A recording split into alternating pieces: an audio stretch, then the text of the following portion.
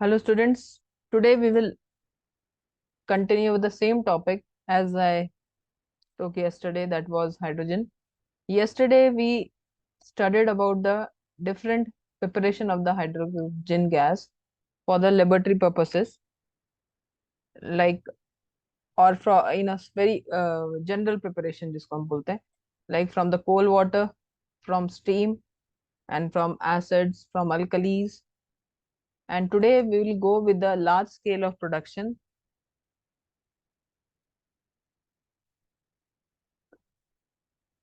Two preparation are there in your notebooks, in your books. One is the Bosch process and other is the electrolysis method. So simple है, कुछ भी ज्यादा इसमें कुछ नहीं है, हमें सिंपल एलिमेंट्स को देखते हुए चलना है कि जो बॉश प्रोसेस है, इसमें बॉश प्रोसेस में हम लिटिल मोर थोड़ा स्पेसिफिक है, वाटर गैस को लेके चलते हैं।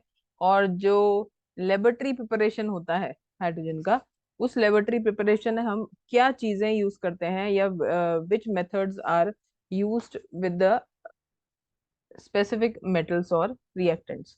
सो जब हम लेबोरेटरी प्रिपरेशन की बात करते हैं, we usually use the granulated zinc metal, okay, with the dilute acids. अब क्वेश्चन धीरे धीरे देखना, इनके बीच से ही क्वेश्चंस होंगे। The reactant what we use are the granulated zinc, then we take the few pieces of these zinc granules in a flat bottom flask। ले सकते हैं फ्लैट, ये थोड़ा सा मेरा पेन वर्क नहीं कर रहा था तो ये ऐसा हो गया। Okay, so little more of granulated zinc in a conical flask। We have a Thiesel funnel as well as the other delivery tube which is connected to the beehive shelf, हम इसको beehive shelf बोलते हैं, in which the container is kept in a trough। So what is there, we use granulated zinc and we react them with HCl। We also can use H2SO4। This will go with the reaction या displacement process हम बोलते हैं, displacement होता है ना, ZnHCl। तो Zn अपनी जगह लेके ZnCl2 formation करेगा, that is zinc chloride, with the hydrogen evolved out as a gas। Okay, and this can also be used, ये नहीं कि ये use किया है, this can also be used but only diluted, not concentrated। ठीक है जी। So when we use this process, अगर हम ग्रैन्युलेटेड, एक क्वेश्चन यहाँ पे आ जाता है, वाई ग्रैन्युलेटेड। दो रीजन है कि अगर हम प्योर मेटल लेंगे तो वो बड़ा प्रोसेस जो होगा बहुत स्लो चलेगा। ठीक है, other when we use the granulated zinc, it contains copper impurity. Okay, copper के कुछ पार्ट्स या कुछ अमाउंट में copper is found. So what happens, this copper will act as a catalyst. हमें सब पता है कि what is a catalyst, which increases the rate of reaction without getting involved in it. So the copper will act as a catalyst and will increase the rate of reaction। देखो अंदर ही है इसका, क्यों हमने ग्रेनुलेटेड जिंक लिया है, Y granulated zinc. ठीक है, तो एक क्वेश्चन इसमें से यहाँ हो गया। देन जब भी हम एक फ्लास्क में with the thistle funnel dilute HCl डालेंगे, इंपॉर्टेंट बात क्या है कि this funnel, this tube has to be immersed in the dilute HCl with the granulated zinc so that hydrogen gas does not get evolved and इसी से ही बाहर ना चला जाए, है ना। अगर ये एयर में रहेगा इस तरह से तो क्या होगा, माइट बी फॉर्मेशन होगा, बीच में फॉर्मेशन होते हैं, ये वापस कांटेक्ट में आके और बाहर जाएगा। सो हम वो नहीं चाहते, वो एक्सप्लोजन नहीं चाहते। सो dilute acid when added, this tube has to be get immersed so that hydrogen gas does not escape। एक क्वेश्चन ये होगा, why it has, the tube has to be immersed। Okay, so when the dilute HCl there, it will go with the reaction where the formation and colorless bubbles will be evolved out briskly, and now few bubbles will escape but later on then it will be collected। यहाँ से पास होते होते it will be collected by downward displacement, क्योंकि lighter है gas तो easily वो यहाँ पे बी हाइव है जिसमें वो ट्रैप हो जाता है। एंड एक कंटेनर को उल्टा करके रखा गया और ये पानी का कंटेनर है, इसमें वाटर है जो अपनी प्लेस ले लेगा। अब यहाँ पे क्या होगा, क्योंकि हाइड्रोजन लाइटर है तो वाटर नीचे आ जाएगा और गैस पर्पस जो है वो यहाँ पे कलेक्ट होती रहेगी। ओके, यहाँ पे गैस कलेक्ट होती रहेगी तो क्या होगा, पानी क्योंकि भारी है तो पानी नीचे आ जाएगा और गैस जो है वो अपर सरफेस पे आ जाएगी। ओके, सो इसलिए उल्टा करके कंटेनर रखा जाता है। सो इस तरह से apparatus should be air tight, है ना। हम बार बार ये बोल रहे हैं, hydrogen gas when will come in contact with the oxygen, it will create a problem or it will create an explosion. So it should be airtight to prevent any kind of explosion. यहाँ पे एक और question हुआ, why should be airtight? Then hydrogen is collected by the downward displacement of water. इसका reason भी आई think सो, अब आपका इतना हाइड्रोजन आपने पढ़ लिया है तो आपके दिमाग में ये चीज बड़ी क्लियर होगी कि why by downward displacement method? Why? Because it is lighter. Okay. Then hydrogen is collected in water as hydrogen is insoluble. Why it is collected in water? क्यों उसको वाटर में ही कनेक्ट किया गया, ये भी एक क्वेश्चन है कि why it is collected in water, why not easily from any kind of acid or alkali? इसलिए because हमने बार बार बोला है कि hydrogen is actually what is insoluble in water. Okay. Then and if in air it will explode. Now when the gas get accumulates, यहाँ पे gas जब इकट्ठा हो जाती है, अब उसको टेस्ट कैसे किया जाए?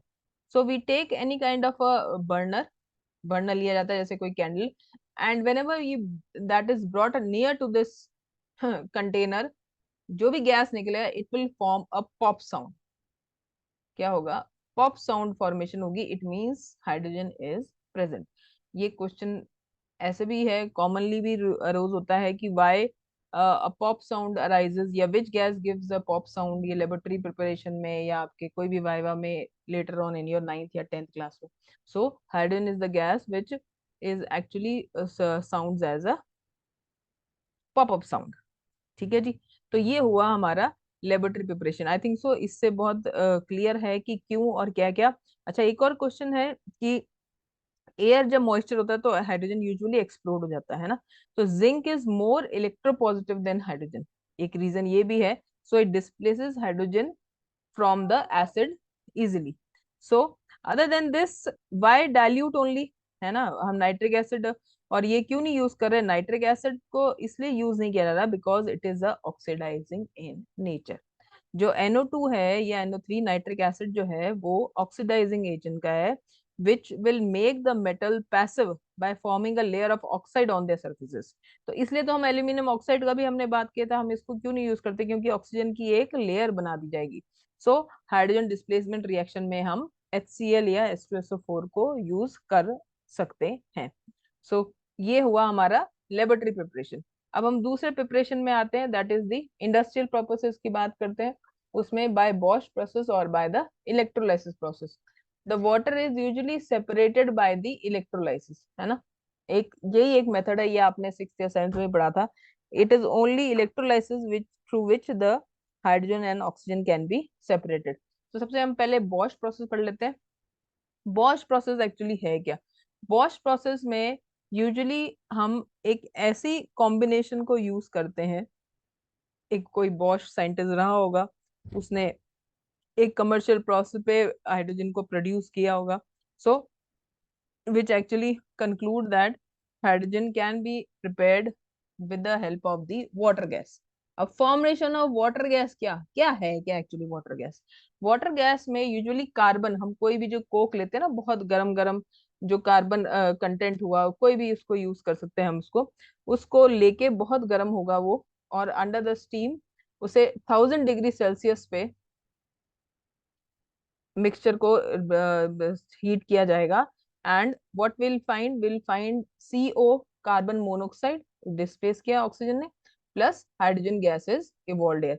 Now it will what ever in which ever container it is, it will be cool down. मतलब उसका टेम्परेचर क्या होगा? डाउन चला जाएगा. So it means that it is a endothermic reaction, है ना. एक्सोथर्मिक और एंडोथर्मिक. एक्सोथर्मिक मीन्स कि lot of heat is produced, and what is there that endothermic reaction में द टेम्परेचर गेट डाउन और heat is not being used और produced. So it is a water gas. Water gas को क्या बोलेंगे हम? CO+H2. Okay, CO+H2. और ये हमेशा इक्वल प्रोपोर्शन में होगा. A mixture of equal volumes of hydrogen and carbon monoxide is form, this is known as water gas. ऐसा नहीं है कि अलग अलग प्रोपोर्शन होगा, इनका प्रोपोर्शन जो होगा वो इक्वल होगा. Now when the CO and H2, अब इससे हमें क्या चाहिए? ये तो हमने फॉर्मेशन कर लिया भाई वाटर गैस का, क्योंकि अब बॉश बोलता है कि भाई वाटर से, वाटर गैस से ही प्रिपेयर होता है. तो जब हम बात करते हैं कि वाटर गैस से, तो अब हम क्या करेंगे? इस वाटर गैस को हम अब चाहेंगे कि इससे हाइड्रोजन सेपरेट हो जाए। दिस H2 को कैसे, अब मोनोऑक्साइड से अपन हाइड्रोजन को कैसे सेपरेट करेंगे? So later on what the step by step में कार्बन मोनोऑक्साइड को विद द वाटर गैस को, इसको हमने वाटर के साथ में रिएक्ट करवाया।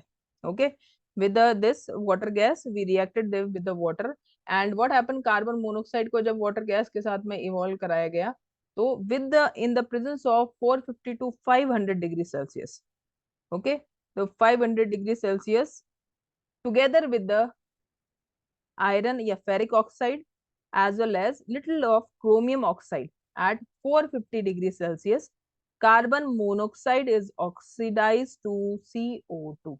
कार्बन मोनोऑक्साइड, यहाँ पे अब हमें CO निकालना है ना, तो पहले हम CO को ले लेते हैं, इसको अलग रख लेते हैं जी। तो हमने अब कार्बन मोनोऑक्साइड अगर सेपरेट करना होगा, तो कार्बन मोनोऑक्साइड जो हम वाटर के साथ में रिएक्ट करवाएंगे, तो वो फॉर्म करेगा CO2 and plus hydrogen gas. So what is happening here? In the presence of steam, in the presence of iron oxide, in the presence of chromate, and chromate will be acting here as a promoter। तो ये promoter की तरह काम करेगा, और ये जो Fe2O3 है ये कैटलिस्ट की तरह काम करेगा। कैटलिस्ट अगेन, कैटलिस्ट अब प्रमोटर के साथ काम करता है ना, तो वो और अच्छा काम करता है, उसकी जो एफिशिएंसी है। प्रमोटर का काम क्या है यहाँ पे? प्रमोटर का काम है वो increases the efficiency. So Cr2O3 क्यों वो इंक्रीज कर रहा है कैटलिस्ट की एफिशिएंसी को? तो now the reaction will be form is carbon dioxide with the hydrogen evolve out as well as the heat. अब CO2 बन गया, 2H2 बन गया। तो अब हमको क्या करना है? अब हमें CO भी बाहर निकालना है और CO2 भी बाहर निकालना है इस हाइड्रोजन से। सो अब removal of CO2 and CO किस तरह से किया जाएगा? Mixture of carbon dioxide and hydrogen is pass through the cold water, okay, और the solution of KOH under the pressure which dissolves carbon dioxide leaving behind hydrogen. अब हमें ये करना है कि CO2 को किसी के अंदर मिक्स हो जाए जिससे कि हमें सिर्फ हाइड्रोजन बिहाइंड लेफ्ट हो। सो उसमें हम क्या कर रहे हैं कि वाटर को with the hydrogen and carbon dioxide, या तो अब H2 भी ले सकते हैं वाटर के साथ में, आप ये दोनों फॉर्मेशन साथ में लेंगे, H2 plus CO2 will form the carbonic acid, है ना? As well as if we also use KOH, है ना, KOH बाद में आया था एल्कलीज के साथ में सबसे अच्छा reaction, which will form the water hair.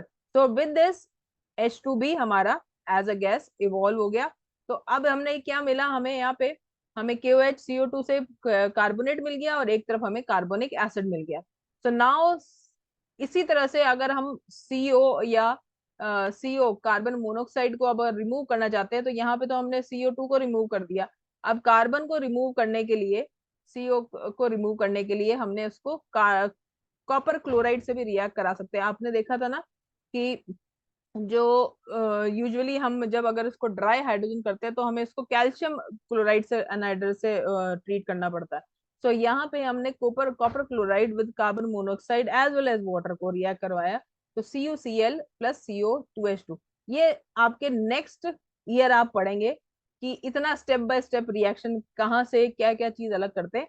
अभी आपको यहाँ तक ही 8th का स्टैंडर्ड आपका इतना तक ही है जो आपके सेलिना या कौन साइंस या लिविंग साइंस में है। तो हमें सिर्फ ये देखना है कि जो कोई 3 स्टेप भी दे रहा है जो लिविंग साइंस में है, और यूजुअली जो 2 स्टेप में इसको खत्म कर दे रहा है। सो हम सीधा वाटर गैस को, ओके, वाटर गैस इवॉल्व हो रही है इक्वल वॉल्यूम में with the carbon and water के साथ में, जब हीट करेंगे पास करेंगे in the steam this water gas in the presence of 450 to 500 degrees Celsius and Fe2O3 and chromate, chromium oxide will change into carbon monoxide, carbon dioxide with the water. Okay, and later on this carbon dioxide and water when reacted with H2O will form carbonic acid। ये वाला reaction till here इसको अपन यहीं पे add कर लेते हैं, तो ये फॉर्म करेगा H2CO3 एक्वा सोल्यूशन में, and hydrogen is gas is separated out. इसको आप ऐसे भी कर सकते हो, इसको इधर से यहाँ से ज्वाइन नहीं करके आप सीधा इसको थर्ड स्टेप आपका ये हो सकता है। थर्ड स्टेप में सीधा कार्बन डाइऑक्साइड विद वाटर को, हाइड्रोजन को हमने वाटर के साथ में रिएक्ट कराया, तो carbonic acid with this formation हो गया। सो इस तरह से अब मेरे ख्याल से ये आपको क्लियर हो गया कि ये हमने कहाँ से और क्या करना है।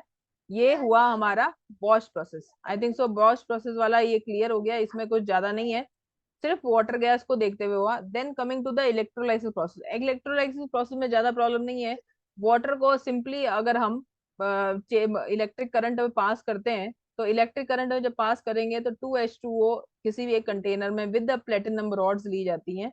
Yes, okay, platinum rod. तो इलेक्ट्रोलाइसिस तो क्या होता है, the process of decomposition of an electrolyte with the help of electricity, है ना, उसको बोलते हैं इलेक्ट्रोलाइसिस। तो यहाँ पे हम एसिडिफाइड वाटर यूज करते हैं। देखो इसकी इंपॉर्टेंट चीज क्या मैं वो बताती हूँ आपको। Acidulated water, it means that water contain little more of acid, okay. As well as we use platinum electrodes. एक इसकी रिक्वायरमेंट ये हुई कि that is platinum electrodes use किए गए। It decomposes hydrogen and oxygen gases, and hydrogen so obtained is near about 99.9% pure. So since water is bad conductor, so we add little of H2SO4 into the water. H2SO4 acidated water का यही है, H2SO4 हम water में डालेंगे तो वो एसिडेटेड water बन जाएगा। और हम हो सकता है तो हम NaOH भी डाल सकते हैं। सो नाउ H2SO4 का क्या होगा, वो आयनाइज करेगा ना H प्लस और SO4 में, but it will not take part in the electrode reaction. ये इसका इंपॉर्टेंट पार्ट है। सो जब हम आयन को करेंगे ऑक्सीडाइज करेंगे तो अब क्या होगा, जो भी OH निकलेगा, OH माइनस जो इलेक्ट्रोड है वो पॉजिटिव इलेक्ट्रोड के चला जाएगा, और जो H प्लस है वो नेगेटिव, क्योंकि पॉजिटिव और नेगेटिव के पास जाता है ना, रिडक्शन प्रोसेस होगा और ऑक्सीडेशन प्रोसेस होगा। सो एट कैथोड जो है H प्लस जो इसके इलेक्ट्रॉन फॉर्मेशन होगा वो यहाँ पे रिडक्शन प्रोसेस, ये H के पास चला जाएगा। वहीं पे एनोड के पास में OH minus will form OH plus with the electron. ये सिंपल सा थोड़ा सा वो आगे हायर क्लासेस के लिए रिएक्शन है, बट आपको इतना ही पता हो तो वही बहुत है। दैट इलेक्ट्रोलाइसिस के प्रोसेस में positively charge ion is called as cation and negatively known as anion। when we use the acidated water, little more of acid is added, क्योंकि इसलिए हम बोलते हैं कि distilled water ये सब इन्वर्टर्स में इसमें यूज किए जाते हैं, because they don't have ions, है ना, फ्री ऑफ आयंस है। They are not use at they does not contain any kind of a free ions, so that is why this water is not used. I think so electrolysis में इतना ही है, ज्यादा कुछ नहीं है। बस हाँ, दो चीजें इसमें ध्यान रखना कि इलेक्ट्रोलाइट क्या होता है। Electrolyte a substance which give ions in a solution, okay, and when melted it is called as electrolyte. और इलेक्ट्रोलाइसिस क्या हुआ, process of splitting of an electrolyte with the help of the electricity. Electrolyte को जो करेगा वो electrolysis होगा, और जो आयंस देगा वो इलेक्ट्रोलाइट होगा। सो इसमें ज्यादा कुछ नहीं है, सीधा वाटर को इलेक्ट्रिक करंट पास करते हैं तो 2H2 विद O2 फॉर्मेशन निकलता है। OH अपने आयंस पॉजिटिव के पास चले जाते हैं, जो H प्लस और नेगेटिव के पास चले जाते हैं। प्लेटिनम रॉड्स यहाँ पे कनेक्टेड होंगी विद द करंट, जो इस तरह से करंट फॉर्मेशन करेंगे। ये थोड़ा सा आप देख लेना। So I this is with the electrolysis process. Reasoning आती है बीच में, चेक क्यों यूज होते हैं, क्यों एसिलेटेड वाटर, क्यों प्लेटिनम रॉड्स, ठीक है। और सेम एज बॉयज प्रोसेस के भी बीच में जो रीजनिंग है, आप स्टेप बाय स्टेप सिंपल वाला रिएक्शन करो, अगर ज्यादा कॉम्प्लिकेटेड नहीं होता तो सीधा कॉपर गैस से आप वाटर से रिएक्ट करके कराओ, ठीक है। एंड लेबोरेटरी प्रिपरेशन में हमने simple granulated zinc with HCl formation किया। तीनों चीजें अलग अलग हैं, बहुत अच्छे से समझ में आ जाएंगी। थोड़ा सा स्ट्रेस देना इसमें कि कौन सी चीज कहाँ यूज और क्यों यूज हो रही है, okay. So I think so till here it's clear regarding the preparation. So thank you, and do like and subscribe my video. Okay, whenever you find give this a kind of a booster, I'll find that okay, now I have to do more job for you people. Okay, so thank you.